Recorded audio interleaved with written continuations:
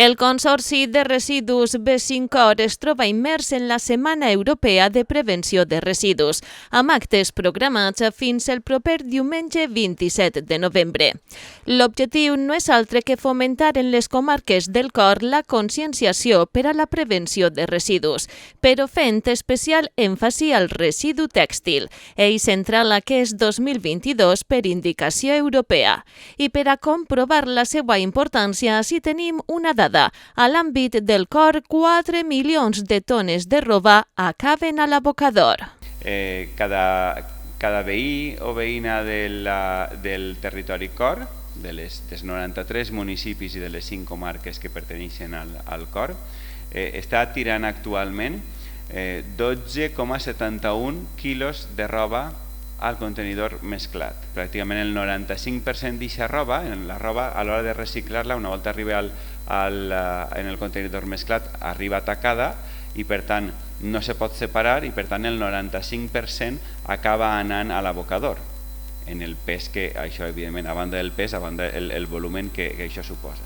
Hi ha contenidors, en el Consorci de Residus, en els ecoparcs tinguem el contenidor d'Humana, que el que fa és redistribuir aquesta roba per a que se pugui reutilitzar i a més hi ha moltes altres pràctiques, les tendes de segona roba i de més que al final poden facilitar que això vagi a un altre ús. Així, dins de l'ample ventall d'activitats, el divendres a les xarxes es presentarà el Green Friday i a Gandia tindrà lloc la celebració d'aquest Green Friday amb el projecte Tèxtils Humana. Al marc d'aquesta Setmana Europea de Prevenció de Residus, el Consorci ha arribat a un acord amb el Consorci de Museus i el Centre Cultural Contemporani del Carme, qui ha cedit aquesta imatge plena de força per a la campanya. Una col·laboració que serveix per a visibilitzar l'emergència climàtica a través de l'art. Creiem que és fonamental per a sensibilitzar a la societat utilitzar qualsevol ferramenta.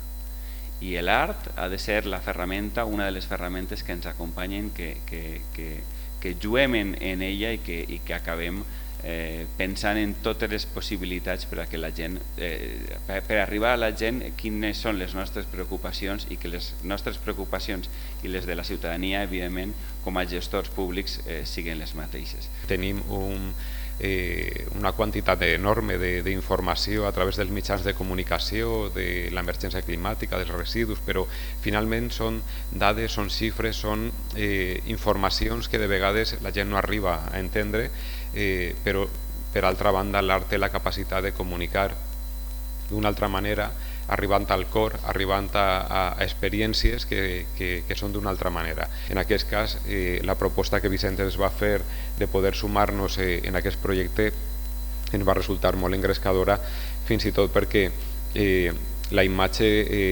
ve d'un projecte que vam tindre enguany al Centre del Carme, que era Emergency on Planet Earth, un projecte que ja va acabar, era 14 artistes urbans fent intervencions en els murs i en la sala Ferreres del Centre del Carme.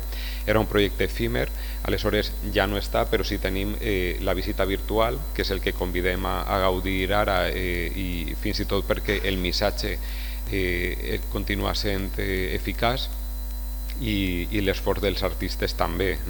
Una exposició que va ser visitada per quasi 100.000 persones, on 14 artistes urbans van abordar 12 problemàtiques mediambientals diferents.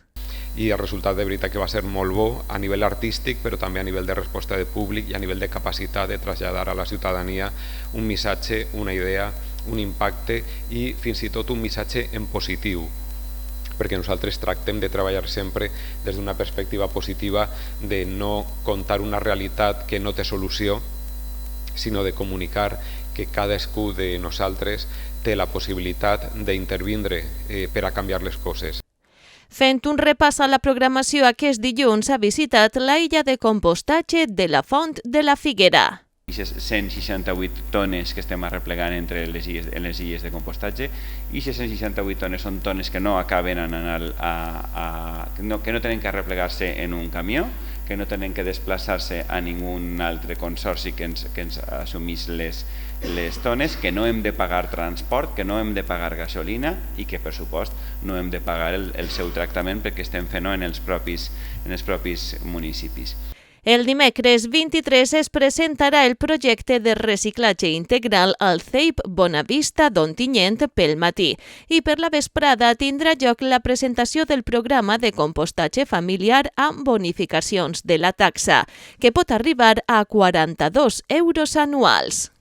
En el pressupost de 2023 hem aprovat l'ordenança, el que tinguem és que qualsevol família pot bonificar-se fins a 42 euros, que no és ninguna tonteria, 42 euros del seu rebut. I això, evidentment, se farà a través de la xarxa d'ecoparcs mòbils i a través del compostatge domèstic. El dijous en Navarrés es presentarà altre programa, el de la reutilització d'oli en sabó. El divendres serà el Green Friday. El dissabte de matí a Xeresa es parlarà del pla de bonificacions El meu compte ambiental. I per últim, el diumenge a les xarxes es publicarà el vídeo de tancament. Bones pràctiques de compostatge.